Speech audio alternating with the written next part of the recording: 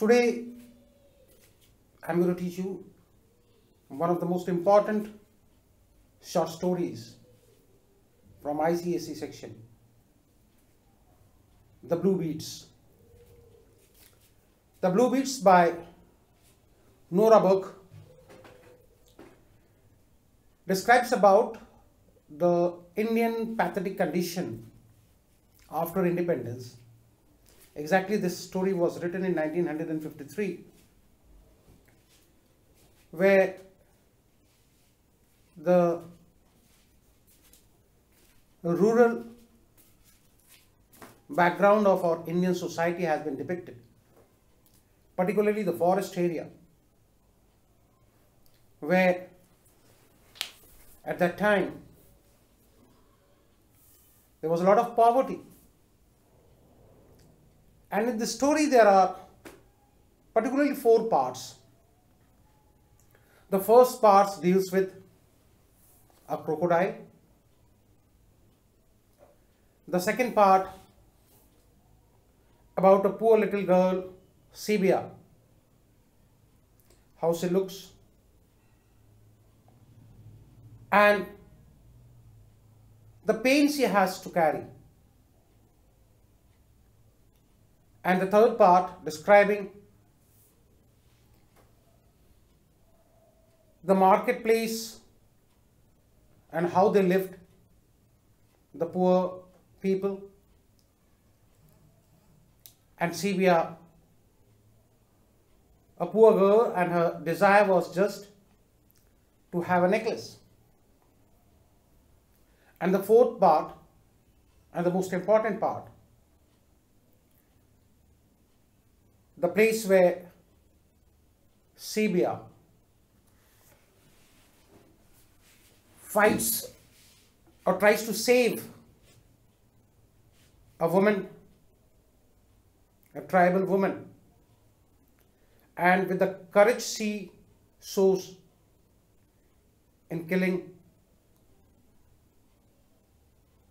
the most dangerous crocodile and saving her. So when you are going through this,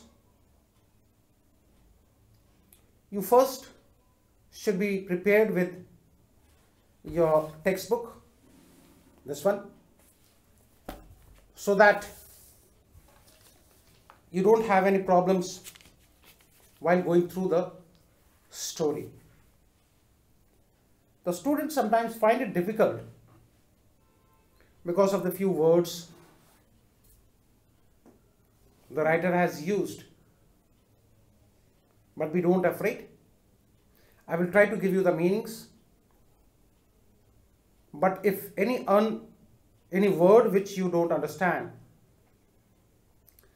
you can consult your dictionary, or even you can write in my email. I will definitely try to help you all. So in the first page you will find the description about a crocodile. From deep waters came the crocodile, out of black water curved with whirlpools, and into the frill of gold shallows by the stepping stones. So the scene is depicted as the bank of a river, and the crocodile is taking rest. He was twice the length of a tall man nearly 6 feet. That means the crocodile was something near about 12 feet. And inside him, among the stones which he had swallowed to aid digestion, rolled a silver bracelet. So this probably line is not so much of important, that among other things, the crocodile was a silver bracelet, which doesn't have any meaning regarding this story. Now in the next paragraph, it is described about the river. Timber was being floated down the great Indian River from forest further up. Nowadays we have got forests where trucks carry the load to and fro. But when these heavy trucks were not able to move right into the forest, the timbers used to be floated down the rivers and it would be collected at the base of the river in the plainlands.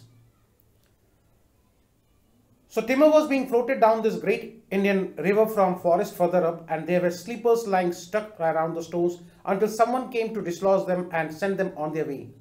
You must have heard about the lumbering acts, or timbers used to be floated, and when they were stuck up, the lumberjacks used to come and clear the logs.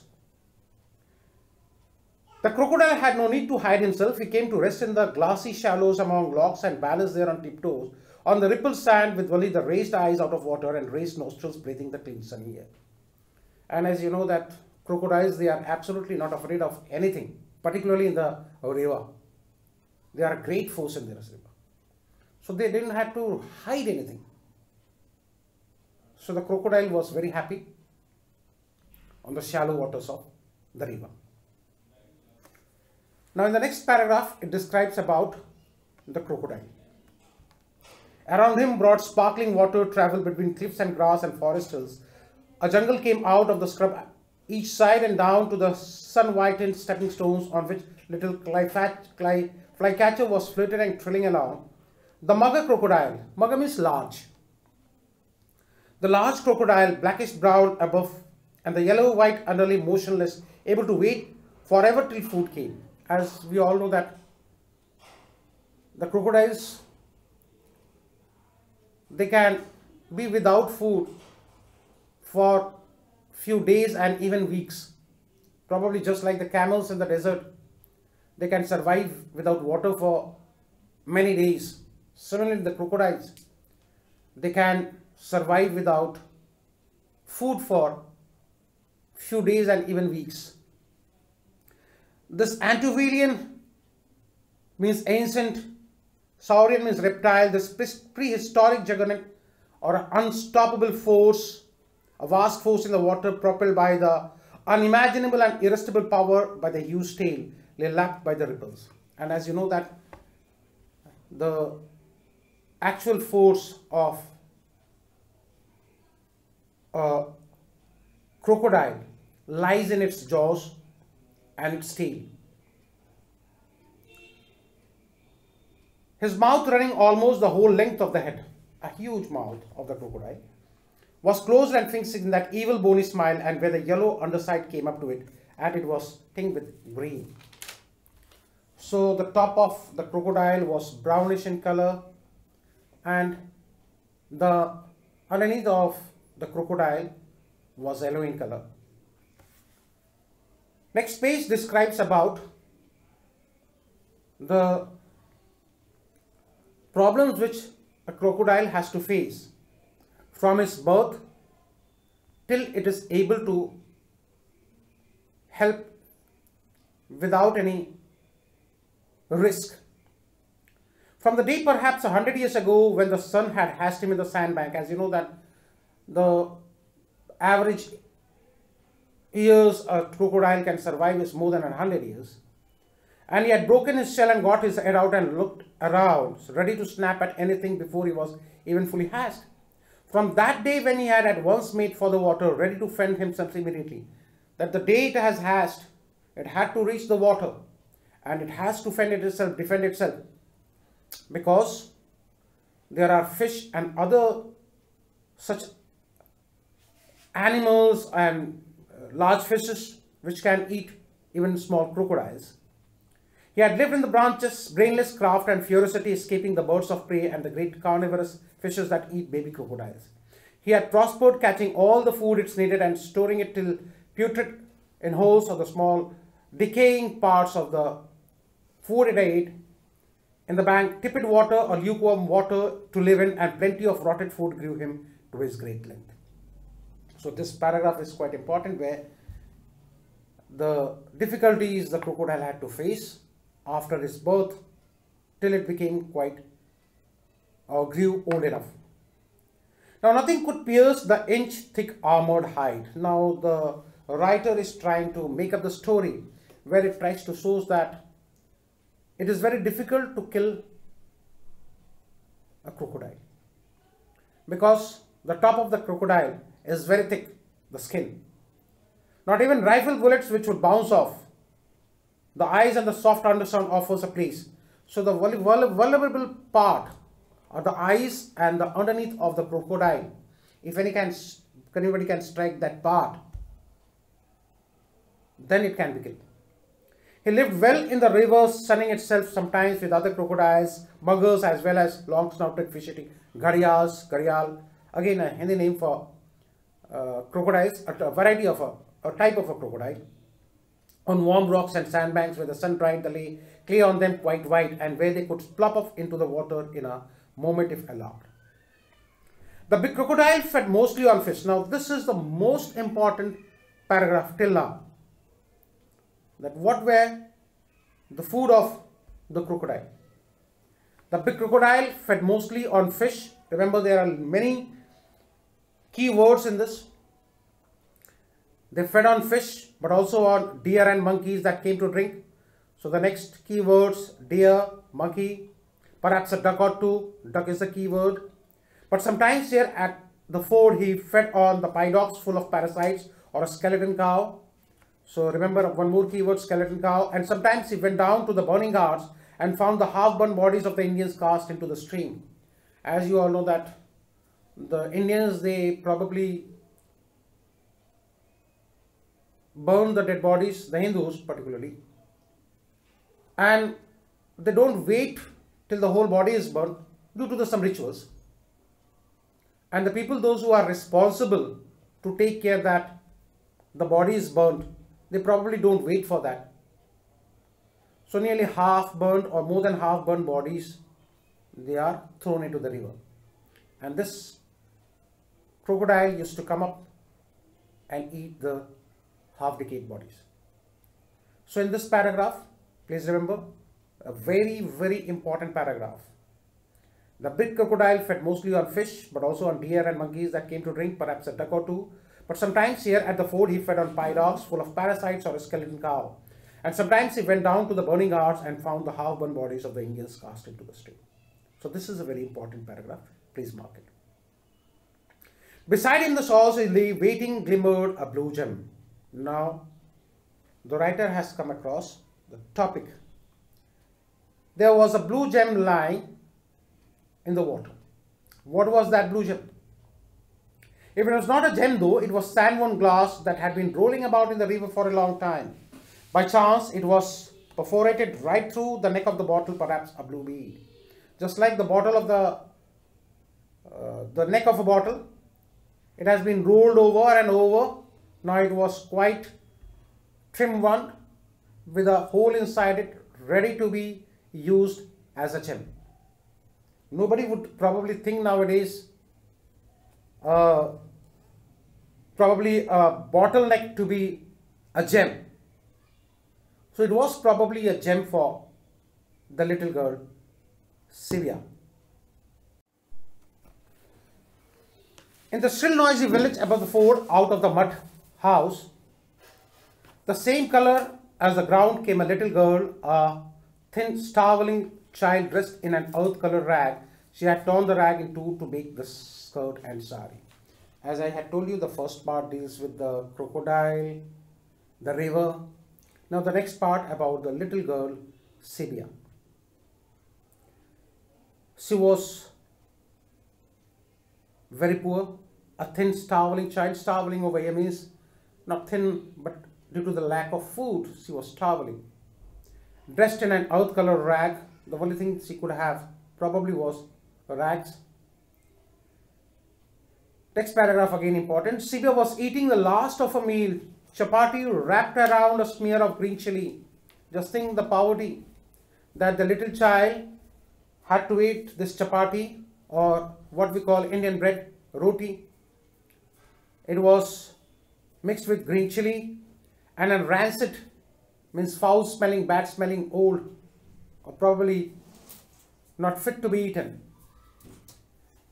And she had divided this also to make it seem more and a bit showing straight white teeth. And in order to make look like it was more than just one chapati, she had broken it into pieces so that she can have it for a longer period of time. With ebony hair and great eyes and a skin of oil brown cream, she was a happy, immature child woman, about 12 years old.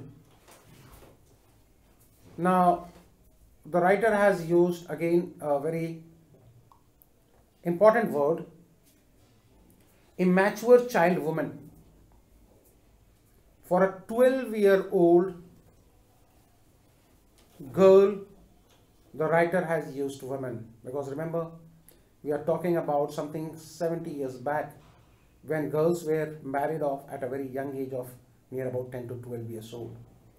So that's why she was called an immature woman.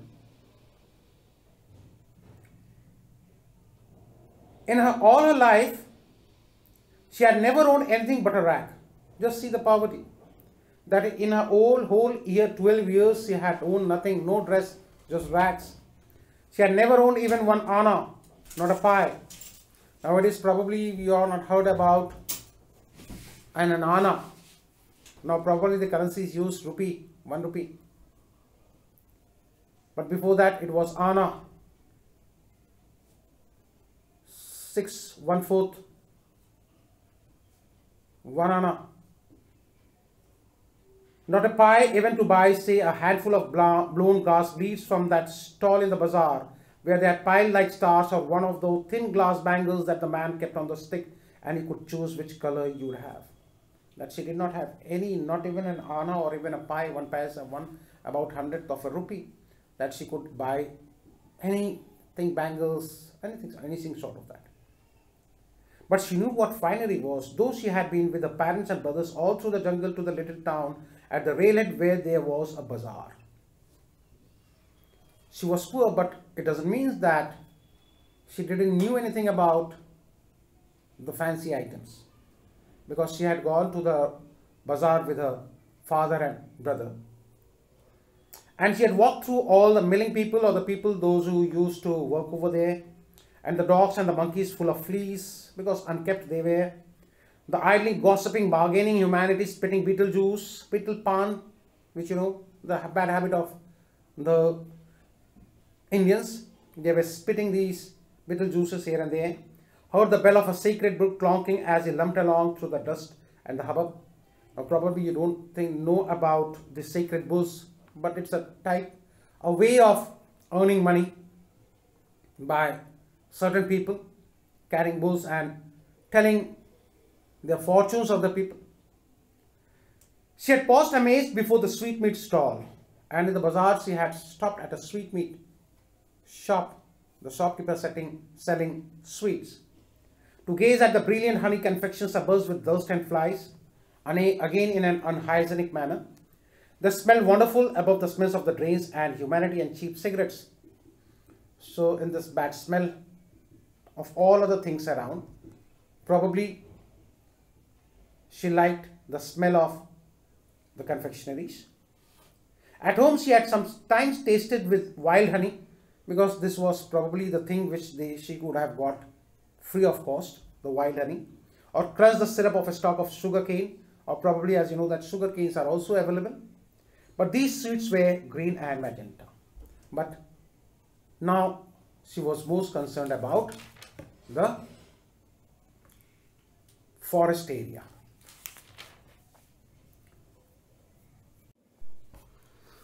This is all for the first part of the blue beads, to be continued in the second part.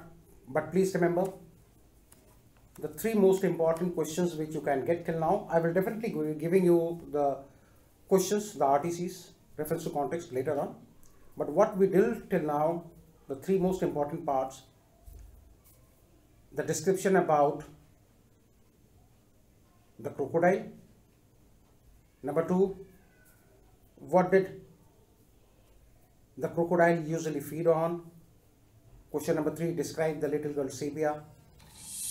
And the 4th part, the bazaar which was near the railhead. So till then, goodbye. Thank you.